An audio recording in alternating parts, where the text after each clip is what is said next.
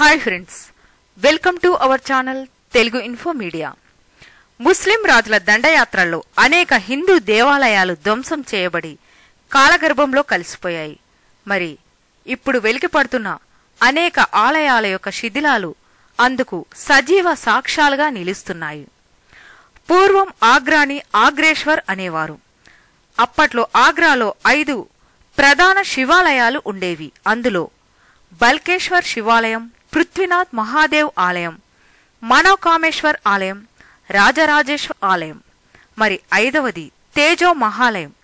అయితే దీని గురించి విశ్వకర్మ వాస్తుశిల్పకారుడు తేజోలింగం గురించి తేజో మహాలయ అనే ఆలయం ఉందనే పదాన్ని పూర్వీకులు వ్రాసిన గ్రంథాల్లో ఉంది. మరి ప్రస్తుతం ఆ ఆలయం ఎక్కడ ఉంది? మరి షాజహాన్ దాన్నే తాజ్మహల్ గా మార్చేశాడు అనే వాదన కూడా ఉంది. పురుషోత్తం నాగేష్ ఓక్ అనే వ్యక్తి అనేక ఆధారాలతో సహా తాజ్మహల్ నిజానికి హిందువుల యొక్క శివాలయం అని, దానిని రాజా మాన్ సింగ్ నిర్మించాడని 1965లో వందల కొద్ది ఆధారాలతో తాజ్మహల్ ద ట్రూ స్టోరీ అనే పేరుతో పుస్తకాన్ని విడుదల చేశాడు.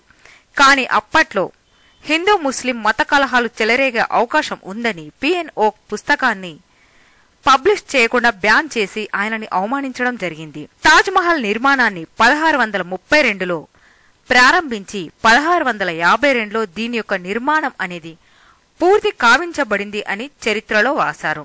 మరి తేజో మహాలయ రాజపుత్రుల రాజసానికి చిహ్నంగా, ఆదిదేవుడైన రుద్రుని తేజస్సుకు ప్రతిరూపంగా తేజో మహాలయ ఉండేది. రాజపుత్రుల రాజ్ అయిన రాజా మాన్సింగ్ ఈ ఆలయాన్ని నిర్మించాడని 1628లో ఆక్రమణకు గురై తరువాత మసీదుగా మార్చేశారు. ఈ ఆలయంలో మధ్యలో పరమశివుడు, చుట్టూ దేవీ దేవతల మందిరాలు, మందిరం పైకప్పు సూర్యుని కిరణాలు, సూర్య తేజస్సు మందిరంలోకి వచ్చే విధంగా అష్టధాతులతో నిర్మించబడి శశిరేఖ, దాని మధ్యలో పూర్ణ కలశం. మరి పూర్వం యమునలో స్నానం ఆచరించి ఆలయానికి వెళ్లి శివుడిని భక్తులు దర్శించుకునేవారట. అందుకు నిదర్శనంగా ఒక ద్వారం ఉంది, కాని దానిని మూసివేశారు. మహల్ అనే పదాన్ని సాధారణంగా హిందూ రాజరికపు కట్టడాలకు వాడతారు. ప్రపంచంలో ఏ ముస్లిం దేశంలో కూడా మహల్ అనే పదాన్ని వారి నిర్మాణానికి వాడరు. చరిత్రలో జేబీ టవర్నియర్ అనే వ్యాపారవేత్త ట్రావెల్స్ ఇన్ ఇండియా అనే పుస్తకంలో షాజహాన్ చక్రవర్తి తన భార్య ముంతాజ్ జ్ఞాపకార్థం 20,000 మంది శ్రామికులతో 22 సంవత్సరాలు కట్టించిన అద్భుత సౌధం తాజ్మహల్ అని వ్రాశాడు. మరి ఈయన 1638 నుండి 1668 మధ్యలో 6 సార్లు ఈ దేశాన్ని సందర్శించాడట. కాని ఆగ్రాని మాత్రం 1641 మధ్యలో సందర్శించాడు. చరిత్ర ప్రకారం 1631లో ముంతాజ్ చనిపోయినట్టుగా ఉంది. అంటే టావర్నియర్ ప్రకారం కేవలం 10 సంవత్సరాల్లో తాజ్మహల్ నిర్మాణం పూర్తి అయి ఆయన వ్రాసిన చరిత్ర ప్రకారం తెలుస్తుంది. మరి చరిత్రలో ఈ ఆలయ నిర్మాణానికి 22 సంవత్సరాలని వ్రాయబడి ఉంది. మరి చరిత్రలో వ్రాసింది అబద్ధమా లేక టావర్నియర్ చెప్పింది అబద్ధమా అనేది ఎప్పటికీ మిస్టరీగానే ఉండిపోవచ్చు. అయితే షాజహాన్ ఆస్థానంలోని లేఖకుడు వ్రాసిన బాద్షా నామా అనే గ్రంథంలో అసలు తాజ్ యొక్క ప్రస్తావన అనేది ఎక్కడా లేదు. అంత పెద్ద నిర్మాణాన్ని పొగడ్తలకి కాసుల వర్షం కురిపించే చక్రవర్తులు ఆస్థానంలో పనిచేసే లేఖకుడు ఈ కట్టడం గురించి ఎందుకని ఎక్కడ వర్ణించలేదు అనే విషయం ఆశ్చర్యాన్ని కలిగిస్తుంది. మరి దీని ప్రస్తావన మాత్రం లేదు. కాని అందులో 402, 403 పుటల్లో మాత్రం చనిపోయిన ముంతాజ్ శరీరం ఆగ్రాకు తెచ్చి రాజా మాన్సింగ్ భవనంలో ఉంచబడింది అని వ్రాసారు. అంటే షాజహాన్ రాజా మాన్సింగ్ నుండి ఆ భవనాన్ని తీసుకోవడమో లేదా ఆక్రమించడమో చేశాడు. ముంతాజ్ చనిపోయినప్పుడు ఆమె ఢిల్లీకి దగ్గరలోని బుర్హాన్పూర్లోని మందిరంలోన భవన సముదాయంలో ఖననం చేశారు. ఆ తర్వాత 6 నెలలకు ఆమె శరీరాన్ని ఆగ్రాకు తరలించి తాజ్మహల్లో ఉంచడం జరిగింది. అయితే 1652లో ఔరంగజేబ్ తన తండ్రికి ఒక లేఖను రాశాడు. అందులో మాన్సింగ్ భవనంలోని 2వ అంతస్తు పైన గుమ్మటం నుండి నీరు కారుతుంది, మరమ్మతులు చేయించాలని దాని సారాంశం. దీనికి సంబంధించి ఆదాబ్జీ ఆలంగి, యాద్గార్నామా అనే గ్రంథాలలో వివరాలనేవి లభ్యం అవుతాయి. అయితే ముంతాజ్ 1631లో చనిపోతే 1653లో తాజ్మహల్ నిర్మించబడాలి. ఎందుకంటే అది నిర్మించడానికి 22 సంవత్సరాలు పట్టింది. కాని చరిత్రలో 1652లో మరమ్మతులు చేయించడానికి ఔరంగజేబ్ షాజహాన్కి లేఖ రాశాడు. అంటే అది కొన్ని వందల ఏళ్ల ముందే నిర్మించబడాలి. భారత పురావస్తు శాఖ తాజ్ మ్యూజియం అనే పుస్తకాన్ని 1982లో విడుదల చేశారు. అందులో ముంతాజ్ బుర్హాన్పూర్లో చనిపోయిందని, ఆమెను అక్కడే సమాధి చేశారని, తర్వాత ఆమె శరీరాన్ని తాజ్ మహల్ కి తీసుకురావడమనే జరిగిందని అందులో వివరించబడి ఉంది. తర్వాత ఆమె శరీరాన్ని రాజా మాన్సింగ్ ప్యాలెస్ కి తీసుకురాబడింది అని అందులో వివరించబడి ఉంది. 1905 సంవత్సరం వరకు ఆగ్రా గజెట్ లో రాజా మాన్సింగ్ భవనంగా ఉన్న తాజ్ మహల్ ను 1905లో లార్డ్ కర్జన్ దీనిని తారుమారు చేశాడు. ఇటుకలను అడ్డుపెట్టి అనేక గదులను మూసివేశారు. 1970లో యమునా నది లోపలికి ప్రవేశించడానికి ఉన్న ఒక తలుపు చెక్కని కార్బన్ డేటింగ్ అనే పద్ధతి ద్వారా న్యూయార్క్ లోని బ్రూక్లిన్ కాలేజీకి చెందిన ప్రొఫెసర్ మార్విన్ మిల్స్ చేసిన పరిశోధనలో అది తాజ్ మహల్ కంటే 300 సంవత్సరాలు పురాతనమైనని తేలింది. అయితే ఇప్పుడు తాజ్ మహల్లోని గదులను షాజహాన్ స్వయంగా సీల్ చేశాడని, వాటిని ఇంతవరకు ఎవరూ ఓపెన్ చేయలేదు. అంటే మనం ఇప్పటికీ షాజహాన్ యొక్క పరిపాలనలోనే ఉన్నట్టు. ప్రభుత్వం కూడా ఎప్పుడు ఆ ప్రయత్నం చేయలేదు.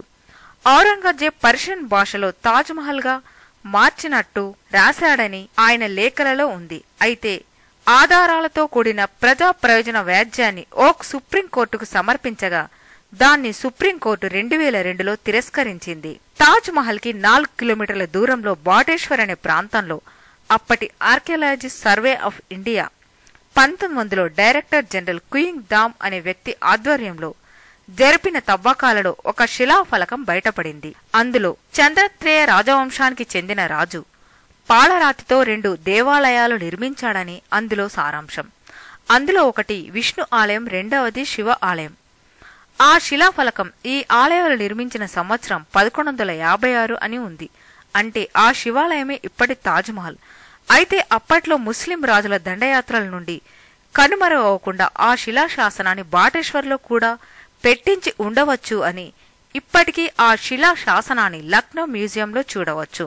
అందుకే ఆ సాక్ష్యాలను బయటి ప్రపంచానికి తెలియకుండా కప్పిపెట్టడానికి అనేక గదులను షాజహాన్ మూసివేయించాడు. ఇప్పటికీ మన ప్రభుత్వం వాటిని తెరవడం లేదు.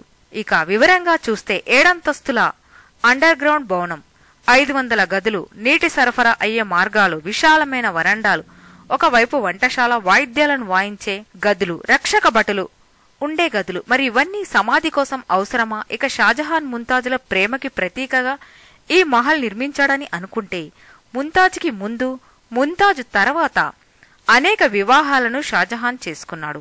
ఇక ఎంత తాజ్మహల్ షాజహాన్ నిర్మించాడని చరిత్రలో ప్రచారం చేయించినప్పటికీ శివాలయం అని చెప్పే కొన్ని సజీవ సాక్ష్యాలు కనిపిస్తూనే ఉన్నాయి.